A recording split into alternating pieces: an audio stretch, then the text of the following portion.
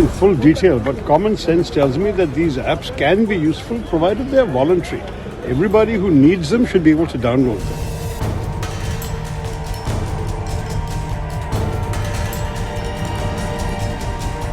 It's not just snooping on the telephones, it's overall. They are turning this country into a dictatorship in every form. You ask me every day why Parliament is not functioning. It's not functioning because they're refusing to talk about anything. So it's very easy to blame the opposition.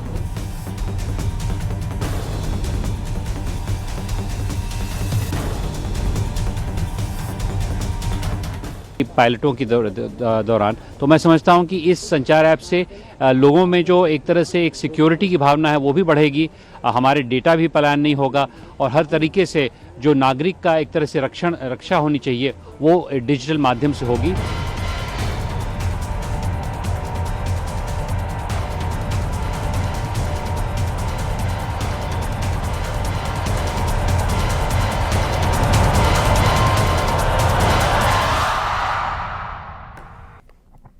नमस्कार, मैं हूं आपके साथ आस्था कौशिक। सभी mobile phones में cyber security app संचार साथी को प्री इंस्टॉल करने के दूरसंचार विभाग के आदेश को लेकर जमकर सियासी विवाद हो रहा है। विपक्ष ने अनचाही निगरानी और जासूसी जैसे आरोप लगाए तो सरकार की ओर से सफाई भी आ गई। केंद्रीय संचार मंत्री ज्योतिरादित्य सिंधिया ने कहा कि ये कंपलसरी नहीं है, चाहे तो यूजर इसे डिलीट कर सकते हैं। दरअसल केंद्र सरकार ने 1 दिसंबर को स्मार्टफोन कंपनियों को आदेश दिया था कि वो स्मार्टफोन में सरकारी साइबर सेफ्टी ऐप को पहले से इंस्टॉल करके बेचें और इसके लिए 90 दिन का वक्त दिया गया। इस फैसले का कांग्रेस समेत विपक्षी पार्टियों ने विरोध किया और कहा कि यह कदम लोगों की प्राइवेसी पर सीधा हमला है। यह एक जासूसी ऐप है।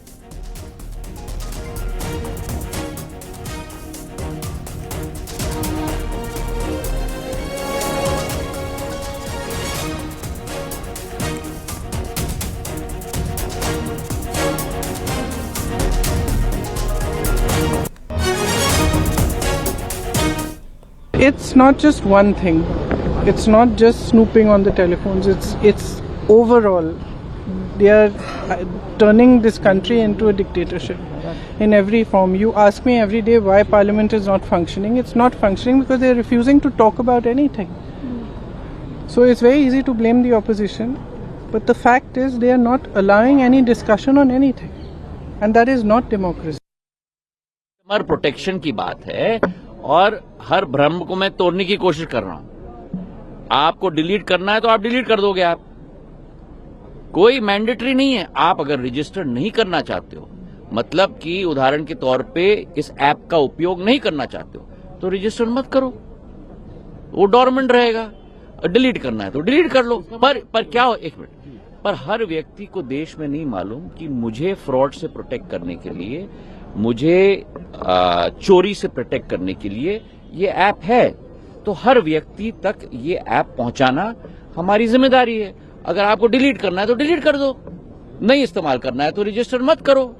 जब आप रजिस्टर करोगे तभी तो एक्टिव होगा, रजिस्टर नहीं करोगे तो इनएक्टिव होगा। इस पर प्राइवेसी पर एक छेड़छाड़ है और लोगों की जो स्वतंत्रता है, भारतीय संविधान में स्वतंत्रता है, ये स्वतंत्रता पर, हमारी स्वतंत्रता पर हमला है। ये बिल्कुल गलत है। ऐप को लेकर दावा किया जा रहा है इससे अगर कहीं मोबाइल गुम होगा तो उसकी भी तलाश की जा सकेगी। इसके साथ ही तमाम। और इस वक्त की बड़ी खबर, बरेली में बुलडोजर एक्शन शुरू हो चुका है। तौकीर रजा के करीबियों पर एक्शन हो रहा है, जिनमें सरफराज वली खान, नसीम खान पर एक्शन हो रहा है। तस्वीर दिखाएं, बरेली में बुलडोजर एक्शन की शुरुआत हो गई है। मैरिज लॉन मालिकों ने महिलाओं को आगे कर दिया है। ये एक्शन ना हो इसके लिए उन लोगों ने अपने घर की महिलाओं को आगे किया है। बुलडोजर कार्रवाई में बाधा आ गई है। थाना बरादरी के सूफी टोला का मामला है। कुल मिलाकर यहाँ जो है वो नोकझोंक और झड़प जैसी स्थिति बन रही है, क्योंकि जब एक्शन के लिए बुलडोजर पहुंचा, जिन लोगों पर ये एक्शन हो रहा है उन्होंने अपने घर की महिलाओं को आगे कर दिया। तो ऐसे में अब इस बुलडोजर एक्शन में बाधा डाली जा रही है। तौकीर रजा के करीबी हैं जिन पर एक्शन हो रहा है। इसमें सरफराज वली खान, नसीम खान पर एक्शन हो रहा है। ये सभी मैरिज लॉन मालिक हैं और इन्होंने महिलाओं को आगे कर दिया है। तस्वीरें आपको दिखा रहे हैं, लेडीज पुलिस भी वहां पर उपस्थित है। रामविलास हमारे सहयोगी जुड़ गए। रामविलास, क्या ताजा स्थिति है वहां पर? जी बिल्कुल, जिस तरीके से जो नसीम खान और सरफराज अली खान है, जो बुलडोजर कार्रवाई होनी थी उस पर इन्होंने बाधा डालने के लिए परिवार की और रिश्तेदार की महिलाओं जो थे उनको आगे कर दिया था। लेकिन जिस जो है प्रशासन ने जो यहाँ पर फोर्स था, महिला पुलिसकर्मियों को बुला लिया और बुला करके जो महिलाएं थी बाधा डाल रही थी, ध्वस्तीकरण कार्रवाई को रोकने की कोशिश कर रही थी, उनको किनारे कर दिया और बुलडोजर ने अपना ध्वस्तीकरण का काम शुरू कर दिया है। दोनों ही मैरिज पर 3 बुलडोजर एक साथ कार्रवाई को अंजाम देने के लिए आगे बढ़ चुके हैं। बुलडोजर ने कार्रवाई जो है अंजाम देना शुरू कर दिया है। क्योंकि जिस तरीके से ताबड़तोड़ कार्रवाई हो रही है बरेली में, माना जा रहा है कि ये वो लोग हैं, मौलाना तौकीर रजा के बेहद ही करीबी माने जाते हैं, मददगार माने जाते हैं, जिन्होंने 26 सितंबर को जुमा की नमाज के बाद बरेली की फिजा खराब करने में अहम भूमिका निभाई थी। और जिस तरीके से जैसे जैसे पुलिस का, प्रशासन का कार्रवाई का जो दायरा है वो बढ़ता जा रहा है, इन पर शिकंजा कसता चला जा रहा है। क्योंकि ये लोग ये भूल चुके थे कि जिस तरीके से जिस पैसे से और जिस ताकत से ये मौलाना तौकीर रजा को मददगार साबित हो रहे हैं, कहीं ना कहीं इनका वो जो पैसा है उसका सोर्स है वो एक ऐसी काली कमाई से आ रहा है जिस पर इन्होंने अवैध कब्जा करके बनाया हुआ है। जो बरेली विकास प्राधिकरण है उसने ऐसी करीब 2 दर्जन संपत्तियों को चिन्हित किया था और अब तक करीब 1 दर्जन संपत्तियों को तहस नहस किया जा चुका है। और आज 2 संपत्तियों पर, गुड मैरिलान और इवान फराद मैरिलान पर जो है ताबड़तोड़ कार्रवाई शुरू हो चुकी है। परिवार की महिलाओं को आगे किया गया था कि किसी तरीके से इस कार्रवाई को रोका जा सके, बाधा डाली जा सके, और फिलहाल इनके मंसूबे कामयाब नहीं हुए। भारी पुलिस फोर्स मौके पर बुला लिया गया था, महिला पुलिसकर्मियों को बुला लिया गया था, इन महिलाओं को खदेड़ दिया गया है, एक साइड कर दिया गया है और बुलडोजर ने अपना काम करना शुरू कर दिया है। बरेली विकास प्राधिकरण अब तक करीब 300 करोड़ रुपए की ऐसी अवैध और अनाधिकृत संपत्तियों को जमींदोज कर चुका है, मिट्टी में मिला चुका है। जो मौलाना तौकीर रजा के बेहद ही करीबी माने जाते थे, मददगार साबित होते थे, लेकिन इनकी अब ये पहुंच काम नहीं आई। मौलाना तौकीर रजा जो है वो फतेहगढ़ सेंट्रल जेल में कैद है, इसके साथ साथ 125 लोग उसके मददगार जेल पहुंच चुके हैं। इधर जैसे जैसे जांच का दायरा आगे बढ़ रहा है, जो तौकीर रजा के करीबी हैं उन पर ध्वस्तीकरण की कार्रवाई, उनकी संपत्तियां अवैध संपत्तियां हैं उन पर ध्वस्तीकरण की कार्रवाई का सिलसिला भी लगातार चल रहा है। जी बिल्कुल, और ध्वस्तीकरण की कार्रवाई यहाँ पर शुरू हो चुकी है। इस बीच महिलाओं को आगे किया गया, बुलडोजर कार्रवाई में बाधा डालने की कोशिश की गई, 2 बारात घर पर ही एक्शन हो रहा है। लेकिन जो तौकीर रजा के तमाम करीबी हैं, कितनी ब्लैक प्रॉपर्टी इनकी आइडेंटिफाई हुई है प्रशासन की नजर में, और क्या कुछ और भी प्रॉपर्टीज को नोटिस मिला है? रामविलास, करीब माना जाए 1000 करोड़ रुपए के आसपास ऐसी संपत्तियां हैं जो चाहे वो नगर निगम की संपत्तियां उन पर कब्जा कर लिया गया हो या फिर सरकारी संपत्तियों पर कब्जा कर लिया गया हो। ये लंबे समय से बताया जा रहा है कि करीब 3 से 4 दशक से ये लोग इन जमीनों पर काबिज थे। देखिए, जो मौलाना तौकीर रजा का करीबी है डॉक्टर नफीस, उसकी संपत्ति को अगर देखा जाए तो उसने करीब 300 से 350 करोड़ की संपत्ति पर कब्जा किया हुआ था। मौलाना तौकीर रजा का लेफ्ट हैंड कहा जाता था। मोहम्मद नदीम, जो कि मौलाना तौकीर रजा का लेफ्ट हैंड बनकर काम करता था, ये भी करीब 200 करोड़ रुपए की, यानी कुल मिलाकर के ये लोग बड़ी संपत्तियों के मालिक थे। तो ऐसा माना जा रहा है कि करीब 1000 करोड़ रुपए की संपत्तियों पर, सरकारी संपत्तियों पर ये लोग कब्जा किए हुए थे। सबसे खास चीज ये, इन्होंने सरकारी संपत्तियों पर जो कब्जा किया था, उन संपत्तियों को अपने इनकम का सोर्स बनाया था, आय का सोर्स बनाया था। इनके पास दूसरा आय का कोई सोर्स नहीं था। सरकारी जमीन थी, उसी से पैसा पैदा करते थे, उसी से आय बढ़ाते थे अपनी, और उसी को इस तरीके की दंगा फसाद में इस्तेमाल किया करते थे। तो कहीं ना कहीं ये वो लोग हैं मौलाना तौकीर रजा के करीबी माने जाने वाले, जो सरकारी संपत्तियों पर कब्जा किए हुए थे, या अपनी पहुंच और ऊंचा रसूख के चलते, मौलाना तौकीर रजा के वर्चस्व के चलते इन्होंने अधिकारियों पर एक तरीके से दबाव बनाया हुआ था कि इनके खिलाफ कोई भी मुंह खोलने को तैयार नहीं होता था। लेकिन इस बार ये भूल गए कि जो ये अंजाम देने जा रहे 26 सितंबर को, जिस तरीके से बरेली की फिजा को खराब करने, कानून व्यवस्था को हाथ में लेने की कोशिश कर रहे हैं, ये भूल चुके थे कि अब जो है शासन बदल चुका है, सत्ता बदल चुकी है। लेकिन वही हुआ कि जिसका डर था, इन्होंने 26 सितंबर को जिस तरीके से कानून को हाथ में लेने की कोशिश की, लेकिन इनके मंसूबे में कामयाब नहीं हो सके। और जो है शासन ने अपना काम किया, सत्ता ने अपना काम किया और प्रशासन ने अपना काम किया। 125 लोग जेल में है, 12 मुकदमे दर्ज हुए हैं। जो मौलाना तौकीर रजा है, जो खुद को शहंशाह मानते थे और इनके ऊपर कोई कार्रवाई करने की हिम्मत नहीं जुटा सका, आज वो फतेहगढ़ सेंट्रल जेल में सलाखों के पीछे हैं। वहीं बरेली में जो है लगातार ताबड़तोड़ कार्रवाई हो रही है और यहाँ पर जो है लगातार इस संपत्तियों को चिन्हित किया जा रहा है। जो सरकारी संपत्तियों को कब्जा करके इन्होंने अपनी आय का सोर्स बनाया था, उन पर ताबड़तोड़ बुलडोजर गरज रहा है और अब तक करीब 300 से ज्यादा करोड़ से ज्यादा की संपत्ति को जमींदोज किया जा चुका है, मिट्टी में मिलाया जा चुका है। तो जिला प्रशासन का साफ तौर पर दावा है, बरेली विकास प्राधिकरण का साफ तौर पर दावा है कि जिन्होंने अवैध तरीके से, अनाधिकृत तरीके से निर्माण किया हुआ है, उसको मिट्टी में मिला दिया जाएगा। जी बिल्कुल, प्रशासन के इरादे बिल्कुल पक्के हैं और नोटिस के बाद आज ये बुलडोजर एक्शन वहां पर चल रहा है। बताया जा रहा है कि 1000 करोड़ से ऊपर की संपत्ति है जिसको चिन्हित किया गया है उन तमाम खासों के पास जो कि तौकीर रजा के करीबी बताए जा रहे हैं और लगातार वो बुलडोजर कार्रवाई में बाधा डालने के लिए महिलाओं का इस्तेमाल कर रहे हैं, महिलाओं को आगे किया जा रहा है। इस मामले पर रामविलास राजनीति भी खूब हो रही है। बुलडोजर एक्शन हमेशा से राजनीति के घेरे में रहा है। एक तरफ सरकार की ओर से सख्त संदेश देने की कोशिश, तो दूसरी तरफ विपक्ष कहता है कि भाई जानबूझ करके यहाँ पर कुछ लोगों को चिन्हित किया जाता है, खास धर्म के लोगों पर ये बुलडोजर चलाया जाता है। तो आखिर इस एक्शन से पहले जब संपत्तियों को चिन्हित किया गया, किस तरह तस्दीक की गई, किस तरह पक्का किया गया कि हाँ ये अवैध संपत्तियां हैं या ये प्रशासन की जमीन है या फिर ये काली कमाई से बनी है? जी बिल्कुल, बरेली विकास प्राधिकरण हो, नगर निगम हो, जिला प्रशासन हो, इन्होंने ऐसे लोगों को चिन्हित किया, उनके लिए सुनवाई का पूरा मौका दिया, पूरी कानूनी प्रक्रिया का जो है इस्तेमाल किया गया कि अगर आपके पास मालिकाना हक साबित करने की कोई दस्तावेज है, कोई कागज है, तो उसके लिए सामने लाया जाए। तो ऐसे में कोई भी ऐसे लोग हैं जो भी लोग हैं बरेली में ऐसे जिन्होंने सरकारी संपत्तियों के ऊपर कब्जा किया हुआ था, चाहे उन्होंने उस पर मैरिलान बनाया हो, चाहे उन्होंने उस पर अपना घर बनाया हो या फिर गोदाम बनाए हुए हो, उनके पास मालिकाना हक से संबंधित कोई ऐसे कागजात नहीं थे। उन्होंने जो है यही बात का दावा कर रहे थे कि वो हमारे पूर्वज 2 दशक से रह रहे, 4 दशक से रह रहे, लेकिन मालिकाना हक की बात की जाए तो किसी के पास रजिस्ट्री या किसी संबंधी मालिकाना हक को साबित करने संबंधी कोई कागजात नहीं थे। बरेली विकास प्राधिकरण हो, नगर निगम हो या फिर जिला प्रशासन के अधिकारी हो, भरपूर सुनवाई का मौका दिया, इनको नोटिस जारी किए गए कि अगर बार बार कहा गया इनके लिए कि अगर आपके पास कोई वैध दस्तावेज है वो सामने लाएं जिससे कि आपका मालिकाना हक साबित हो सके। लेकिन ये वो लोग हैं जो नाकाम रहे हैं इस चीज को साबित करने में कि वो असली उसके मालिक हैं। तो कहीं ना कहीं इसी तरीके आधार, इसी को आधार बनाया गया और एक अवैध निर्माण इंक्रोचमेंट माना गया, अतिक्रमण माना गया कि सरकारी संपत्ति पर कब्जा किया हुआ है। क्योंकि इसको लेकर के उच्च न्यायालय भी सख्त है कि अगर कहीं पर अतिक्रमण है तो उसको बख्शा ना जाए, उस पर कार्रवाई की जाए।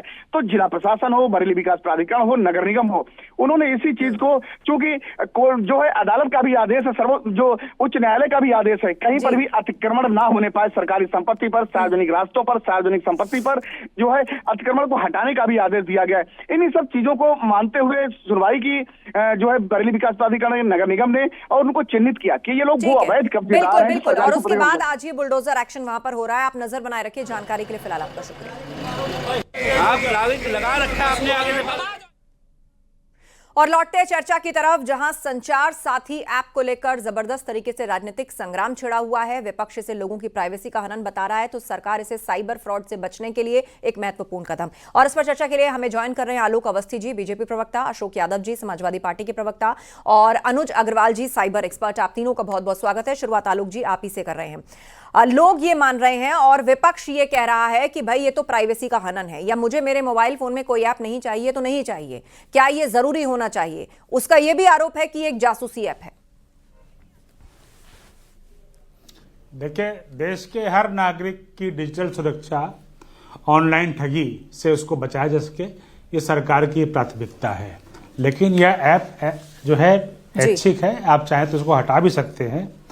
लेकिन जो आरोप लगा रहे हैं, उन्होंने तो आरोप पहले भी लगाए थे राहुल गांधी ने कि पेगासस जो है देश में इस्तेमाल हो रहा है और मेरे फोन पे पेगासस डाल के स्नूपिंग हो रही है। लेकिन जब सरकार ने उनका फोन मांगा तो वो भाग गए। सुप्रीम कोर्ट ने भी पेगासस के मामले में जो है उनको कोई रिलीफ नहीं दी है। लेकिन मैं आपकी बात का सिलसिलेवार जवाब देना चाहूंगा कि पहली बात, संचार साथी आपके किसी मैसेज को नहीं पढ़ सकता, आपकी कॉल नहीं सुन सकता, आपका पर्सनल डाटा एक्सेस नहीं कर सकता। ऐसा कोई भी उसके अंदर सॉफ्टवेयर नहीं है जो कि यहाँ इस तरह का काम कर सके।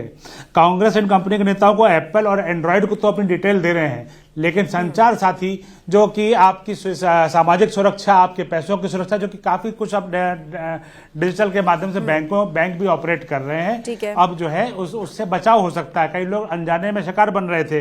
संचार ऐप के फायदे क्या है ये मैं आपको बता देता हूँ। आलोक जी थोड़ा सा शॉर्ट में मैं दोबारा लौटूंगी क्योंकि थोड़ी समय की कमी जी। हाँ, बस 15-10 सेकंड लूंगा। आप यूजर्स को संदिग्ध कॉल और स्पैम से बचाएगा, उनको रिपोर्ट करेगा, खोए हुए मोबाइल या उसको जो है स्विच ऑफ करके ब्लॉक कर सकता है। यूजर के नाम पर जारी सभी नंबर्स को वो डिटेल आपको दे सकता है। घरेलू नंबर के तौर पर कई बार इंटरनेशनल कॉल से आती है और फ्रॉड होता है, उनको वो रोक सकता है। बैंकों और जरूरी सेवाओं के लिए वो ठीक है। कॉन्टैक्ट नंबर दे सकता है। ये संचार साथी ये सारे काम ठीक है, करता है। चलिए मैं लौटूंगी। अशोक जी, अब बताइए हंगामा क्यों है बरपा, जब केंद्रीय मंत्री ज्योतिरादित्य सिंधिया ने भी इसको कंफर्म कर दिया कि ये रिमूवेबल ऐप है, मतलब अगर ये इंस्टॉल होकर आए तो आप उसे रिमूव कर दीजिए, ये किसी भी तरह की कोई प्राइवेसी का हनन नहीं करता। आस्था जी, 1979 में एक मूवी आई थी गोलमाल, उसमें गाना था गोलमाल है भाई सब गोलमाल। ये सरकार ही पूरी गोलमाल है। आप देखिए अभी इंटरनेशनल मॉनेटरी फंड ने हमारी सरकार को अर्थव्यवस्था की जो रिपोर्ट प्रॉपर तरीके से ट्रांसपेरेंसी तरीके से न देने के चक्कर में कैटेगरी सी में डाल दिया, और उसने कहा कि जो जीडीपी कैलकुलेशन का जो प्रोसेस है ये गलत है। सरकार जीडीपी भी गलत तरीके से फ्रॉडगिरी करके जीडीपी के आंकड़े भी ज्यादा दिखा रही है। तो जब सरकार ही पूरी फ्रॉडगिरी कर रही है, एसआईआर में फ्रॉडगिरी, आंकड़ों में फ्रॉडगिरी, तो फिर ऐप में कैसे हम मान लें? क्योंकि देखिए चोर चोरी से जाए, हेरा फेरी से न जाए। This is a type of Indian Pegasus, अगर आप इसको कह सकती हैं कि ये जो संचार साथी ऐप है एक वर्जन हो सकता है ये इंडियन पेगासस का, क्योंकि इनकी नियति हो ऐसी सकता है ये कहकर आप लोगों को डरा रहे हैं, है तो क्या उसका कोई सबूत है आपके पास? फोरम से इस देश में बिल्कुल। आस्था जी, आप किसी ऐप को, जो भी ऐप हम लोग यूज करते हैं, आप सभी लोग यूज करते हैं, वो हमारे लिए मैंडेटरी क्यों किया जा रहा है? हमारे पास तमाम साइबर सिक्योरिटी के रास्ते हैं, हमें सरकार अवेयर कराए, जानकारियां दे। मैंडेटरी नहीं किया जा रहा। अभी ज्योतिरादित्य सिंधिया की बाइट भी थी, उन्होंने कहा ये रिमूवेबल है, अगर आ रहा है ये डिफॉल्ट तो आप उसको रिमूव कर दीजिए, अनइंस्टॉल कर दीजिए। अभी देखिए, जब विपक्ष ने इस पर हंगामा शुरू किया है तब सरकार थोड़ा सा बैकफुट पे आई, तब इसको ऑप्शनल बनाया, नहीं तो क्या था, कंपलसरी था। ये सारी मोबाइल कंपनियों को इंस्ट्रक्शन दिए जा चुके हैं कि मार्च 2026 के पहले सारे मोबाइल फोन्स में ये प्री इंस्टॉल्ड होना मैंडेटरी है। अच्छा ठीक है, चलिए अगर प्री इंस्टॉल होकर आया, लेकिन अब ये क्लियर कर दिया गया है कि रिमूवेबल है, मतलब आप उसको डिलीट कर सकते हैं। हमारे बीच में अनुज अग्रवाल जी भी हैं, साइबर एक्सपर्ट, उन्हीं से जान लेते हैं।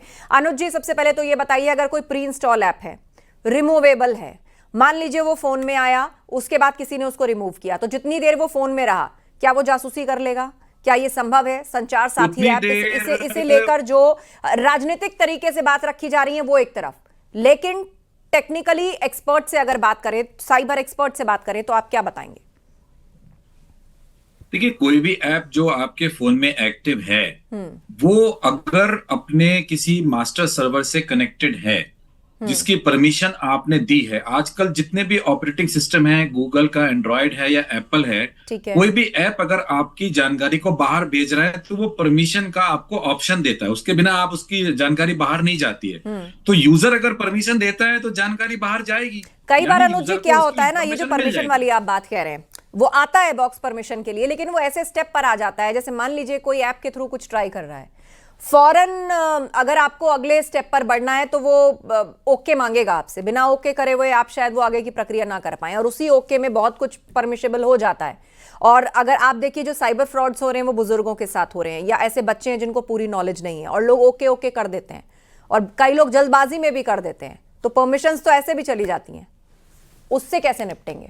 बिल्कुल आपने सही कहा कि जब आप किसी भी ऐप को इस्तेमाल कर रहे हैं तो समझिए कि आप गाड़ी चला रहे हैं, हाईवे पर जल्दीबाजी करने में नुकसान हो सकता है। तो इसीलिए जब भी कोई ऐप आप इस्तेमाल कर रहे हैं, किसी भी प्रकार का ऐप है, चाहे वो संचार साथी है या कोई दूसरा है, जल्दबाजी ना करें, उसकी रिक्वायरमेंट को समझें और वो क्या डेटा आपसे मांग रहा है। आप अगर खुद जानबूझ के ओके करेंगे, अपनी तस्वीरें, अपने वीडियो, अपनी निजी जानकारी साझा करने के लिए ओके करेंगे, तो फिर आप ये नहीं कह सकते कि ये चोरी हो गई, फिर तो वो जानबूझ के आप दे रहे हैं। तो ये जब ऑप्शन ऑपरेटिंग सिस्टम के माध्यम से दिया जा रहा है तो इसमें घबराने की कोई बात नहीं है। और फिर दूसरा ऑप्शन ये है कि अगर आपको लगता है कि कोई भी ऐप आपकी जानकारी को गलत तरीके से इस्तेमाल कर रहा है तो आप उसे हटा दीजिए। अब अगर संचार साथी ऐप की हम बात कर लें, संचार साथी ऐप की बात कर लें, अब इसके लिए सरकार का तर्क है कि भाई ये साइबर फ्रॉड से बचाएगा, पर ये रिमूवेबल भी है, तो अब बताइए मुझे इसमें खतरा कहां क्या हो सकता है या नहीं है, प्राइवेसी लीक होने का? खतरे की बात तो ऐसी है कि सरकार के कई ऐप पहले भी हैं जिनमें कंट्रोवर्सी चल रही है। तो मुझे लगता है कि सरकार को ऐसी सूचना देने से पहले लोगों को अच्छी तरह बताना चाहिए था कि उन्होंने इस डेटा की सुरक्षा के लिए क्या पुख्ता इंतजाम किए हैं। मैं ये नहीं कहता हूं कि वो जानबूझ के कोई स्नूपिंग कर रहे हैं, इस ऐप के माध्यम से स्नूपिंग का चांस तो बहुत कम है, ना के बराबर है, लेकिन जो निजी डेटा इकट्ठा होगा वो कहाँ रखा जाएगा, क्या वो सरकार के पास रहेगा या वो किसी आउटसोर्स एजेंसी के पास रहेगा, और सरकार उसकी सुरक्षा की क्या जिम्मेदारी, क्या गारंटी लेगी, ये अगर वो जनता के सामने स्पष्ट रूप से रख दें और खास तौर पे अगर वो इस पर डीपीडीपी एक्ट 2023 लागू कर दें, तो मुझे लगता है जनता की सारी समस्या एक और छोटा सा सवाल, एक और छोटा सा सवाल कि रिमूवेबल है, मतलब जिसको नहीं चाहिए वो इसको अनइंस्टॉल कर दे, वो डिलीट कर दे, ये भी जनता को दिया जा रहा है, राइट? ये बहुत अच्छा ऑप्शन है, और इसके बाद मुझे लगता है किसी प्रकार की समस्या जो किसी के दिमाग में है वो दूर हो जानी चाहिए कि भाई अगर आपको लगता है कि आपका डेटा चोरी कर रहा है, कि आपकी प्राइवेसी में खलल डाल रहा है, तो आप उसको हटा दीजिए। जब है ही नहीं तो फिर आपका डेटा किस प्रकार से चुराएगा? देखिए, जो सवाल अभी खड़े किए आपके एक्सपर्ट ने, मैं इसको क्लैरिटी दे रहा हूं। जो सरकार ने क्लैरिटी दी है कि संचार साथी आपके मैसेज नहीं पढ़ सकता है, आपकी कॉल नहीं सुन सकता है, आपका पर्सनल डेटा एक्सेस नहीं कर सकता है, क्योंकि इसमें ये फीचर दिए नहीं गए हैं। संचार साथी एक टेलीकॉम सेफ्टी और वेरिफिकेशन प्लेटफॉर्म है जिसे यूजर सिक्योरिटी बढ़ाने के लिए डिजाइन किया गया। इसका मकसद फ्रॉड को रोकना है, चोरी हुई डिवाइस को ट्रैक करना है, सर्वेलांस नहीं करना है। ये फंक्शन पूरी तरह से बचाव के लिए है और यूजर खुद ही शुरू करते हैं। इसमें कोई पैसिव मॉनिटरिंग, डेटा निकालना या छिपी हुई एक्टिविटी का फॉर्मेट ही नहीं है कि ये किसी चीज को सुन सके या कर सके। तो मेरा साफ साफ कहना है कि ये खाली एक भ्रम पैदा किया जा रहा है। दूसरा, मैं ये भी कहना चाहूंगा, इसकी वजह से अब तक फायदे क्या क्या हो चुके हैं। 26 लाख चोरी हुए फोन जो है ट्रेस किए जा चुके हैं। 3 करोड़ के अधिक नागरिकों के मोबाइल फोन सिम कार्ड जो है वेरीफाई हो चुके हैं और 6 लाख स्कैम रोके जा चुके हैं। संचार साथी लॉन्च हुए अभी तक 1 साल भी नहीं हुआ है, लेकिन 7 लाख से अधिक चोरे हुए फोन बरामद करके उनके मालिकों को सौंपे गए हैं। तो यह भारत के एक मोबाइल यूजर, जो कि भारत के अंदर एक बड़ी जनसंख्या जो है इस मोबाइल फोन को यूज करती है, इसकी संख्या अरबों में है। तो हम भारत में 1.2 अरब से ज्यादा मोबाइल यूजर हैं, जिसकी साइबर सिक्योरिटी, उनकी सामाजिक सुरक्षा करना सरकार का दायित्व है। अभी तक ऐसा कोई विकल्प नहीं था जनता के पास कि वो कौन सा कॉल स्पैम आ रहा है, कौन सा लिंक जो है उनको उनकी जानकारी चुरा लेगा, इन सब को ये ब्लॉक करेगा और आपके फोन चोरी हो जाने के बाद आपका डेटा सुरक्षित रहे उस फोन के अंदर। ये आपके ऐप के जरिए आप चोरी हुए फोन का डेटा आप डिलीट कर सकते हैं। अशोक यादव जी जी, देखिए आस्था जी, सरकार की चिकनी चुपड़ी बातों में विपक्ष आने वाला नहीं। ये एक तरह का ट्रैप है, एक हनी ट्रैप, आपने सुना ना, एक तरह का हनी ट्रैप है। और ये देखिए, इनका इतिहास ही मुखबिरी से अगर भरा हो तो इनका जासूसी करने का तो बिल्कुल नेचर है। तो ऐसे लोगों की ऐसी सरकार जिसने क्या क्या बातें कही थी, आपको याद है? सरकार की कही हुई बातें कितना सही साबित हुई हैं, इन बातों को गिनाने लगेंगे तो समय आपका निकल जाएगा। इसलिए विपक्ष का ये मानना है कि इसको मैंडेटरी जो सरकार ने किया था इसको वापस ले लिया, अच्छा किया, लेकिन इसके साथ साथ जिस तरह से प्री इंस्टॉलेशन को मैंडेटरी किया जा रहा है, अब उसमें भी एक समस्या ये है कि अगर कोई मान लीजिए ऐप, हम मोबाइल खरीदे, नया मोबाइल हम खरीदते हैं, वो ऐप अगर हम उसमें रखते हैं तो अब उसके अलावा भी अगर कोई जानकारी हमारी, कोई डेटा हमारा पर्सनल डेटा, उसको डिलीट करने के बाद तो ऐसा तो कोई सॉफ्टवेयर नहीं कि जो डिलीशन के बाद भी हमारी कोई पर्सनल इंफॉर्मेशन उसके माध्यम से रिसीव कर ले, क्योंकि बहुत सारी चीजें ऐसी होती हैं आस्था जी जो उसमें दिखती नहीं है, लेकिन फिर भी वो ऐप अंदर अंदर चलता रहता है। तो ये सारी चीजें हैं। ये फाइनल कमेंट आलोक अवस्थी, ये तो महत्वपूर्ण विषय है कि भाई डिलीट हो गया लेकिन बहुत सारी इंफॉर्मेशन ले गया, या कोई ऐसा इंप्रेशन या छिपा हुआ सॉफ्टवेयर या प्रोग्राम तो नहीं छोड़ गया मोबाइल के अंदर। आलोक जी, देखिए, संचार साथी ऐप को जो प्रोग्राम किया गया है वो मैसेज पढ़ना, कॉल सुनना, ये उसको प्रोग्राम ही नहीं किया गया है। तो जो चीज प्रोग्राम में ही नहीं है तो वो कैसे उस चीज को वो कॉल सुन पाएगा और कैसे जो है वो ऐप, वो खाली साइबर सिक्योरिटी को रोकने के लिए एक आपके पास जैसे एंटीवायरस होता है कंप्यूटर में आप डालते हैं, उसी तरीके से संचार साथी एक तरीके से मोबाइल का सॉफ्टवेयर है जो आपको रोकेगा, आपके ऊपर कोई फ्रॉड ना कोई कर पाए। कई बार आपके जो फोन होता है उसका EMI क्लोन करके लोग विदेश से कॉल करके और आपका डेटा चुरा करके और आपके बैंकों में सेंध लगाते हैं। अब आज बहुत सारे चीजें UPI के लिए फोन, बिल्कुल, और क्राइम के लिए या आतंकवाद की घटनाओं के लिए छिपाने और छिपने के लिए इस्तेमाल होता है, तो सबसे बचा जा सके। बहरहाल वक्त का तकाजा है, मुझे फिलहाल चर्चा को यहीं विराम देना होगा। आप सभी मेहमानों का धन्यवाद इस चर्चा में शामिल होने के लिए। तो एक तरफ सरकार की दलील है कि इसमें ना तो किसी तरह की कॉल रिकॉर्ड, मैसेज रीड और प्राइवेट डेटा को सेव करने का या उसको देखने या उस तक पहुंचने का कोई प्रोग्राम है, लेकिन विपक्ष का आरोप है कि इसमें रिस्क बहुत है, सरकार उसको क्लैरिफाई करे। और विपक्ष के दबाव के कारण ही इसको रिमूवेबल बनाना पड़ा, वरना सरकार इसको जरूरी बना रही थी। राजनीतिक बहस इस पर तेज है। इस चर्चा में इतना ही। खबरें जारी हैं, बने रहिए हमारे साथ।